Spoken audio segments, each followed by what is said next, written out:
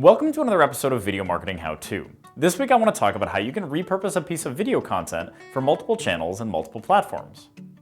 It's no secret that different audiences have different demands when it comes to your content, but that doesn't mean you can't reuse a piece of video content in multiple places if you're willing to do a bit of editing. Today's discussion is going to focus on top-of-funnel content, so this is the kind of content that you want to get as many eyes on as possible. It's okay to share it in multiple locations. First, let's look at a landing page video. Here you can have your video be the star, and you can put as many calls to action or redirects in as you'd like. Videos on landing pages should be about a minute to a minute and 30 seconds long, otherwise you run the risk of people losing interest. You can repost your video to YouTube at its current length, but it doesn't hurt to shorten things down a bit. YouTube attention spans tend to be a bit lower, so maybe break this campaign up into multiple smaller videos, and use annotations as calls to actions to get people back to your landing page. For your social channels, length plays a big role. The shorter the better.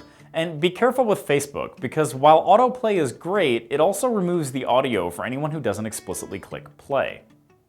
If you're using your social channels as a main driver of views to your video, make sure you're taking this into consideration before you hit record. What will your video be like if nobody can hear it? Facebook and Twitter also strip out calls to action, so try and include a message at the end of your video to get people back to your landing page.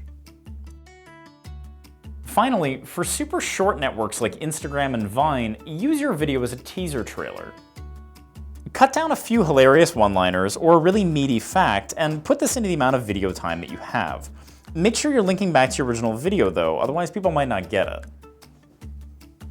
Repurposing your video content across multiple channels is a great way to get a wider audience and get more bang for your buck, so keep it in mind when you're producing your next video. That's all for this week. Thanks again for tuning in, and see you on another episode of Video Marketing How-To.